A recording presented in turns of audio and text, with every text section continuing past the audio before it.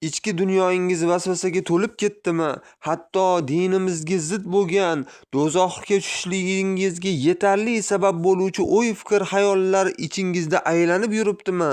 Hattoki Robbimiz mehribonimiz Allohimizni so'kadigan o'ylar ham, so'zlar ham kelyaptimi hayollaringizga?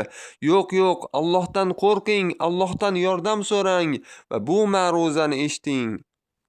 Vasvasalarga qarshi kurashlik yo'llarini o'rganishlikda davom etar ekanmiz.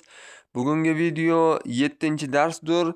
Bu darsda bizlar vasvasaga qarshi tezroq, ya'ni vasvasa kelishligi bilanoq vasvasa shakllanib ketmasligidan oldin unga qarshi samarali tarzda kurashlik yo'llarini o'rganamiz.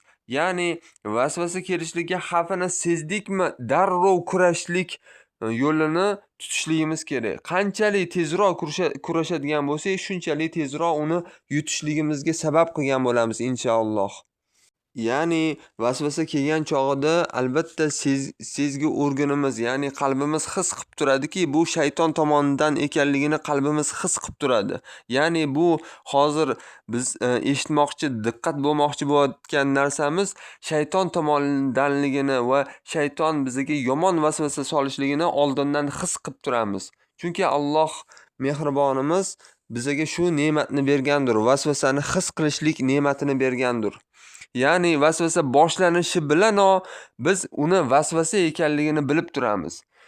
Va shuni bilaylikki, vasvasa boshlanishi bilanoq biz unga qarshi kurashlikni ham boshlab yuborishligimiz kerak. Ya'ni uni so'zini oxirigacha eshitib o'tirmasligimiz kerak.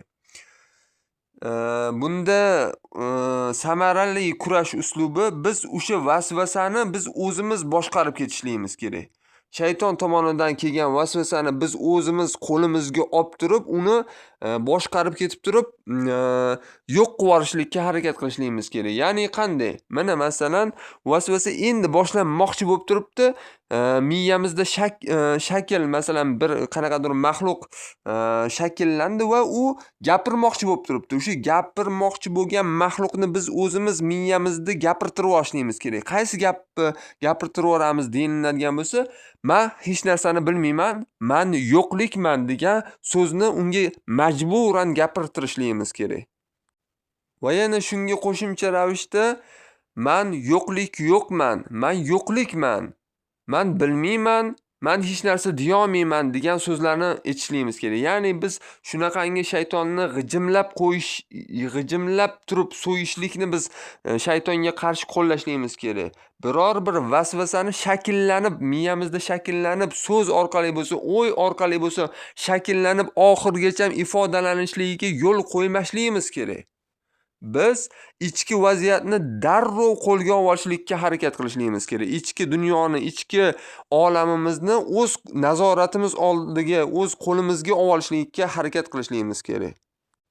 Yana eslatib o'tamanki, ichimizda biror bir so'z shakllanayotganligini his qilsak, o'sha shaytoniy so'z ekanligini his qilishimiz bilan darrov unga qarshi kurashlikka tushishligimiz kerak. Ya'ni biz aynan o'sha maxluqni majburan so'zlatishligimiz kerakki, "Men yo'qlikman, men hech narsani bilmayman, men hech narsa deya olmayman" degan so'zlarni so'zlatishlikka majburlashligimiz kerak.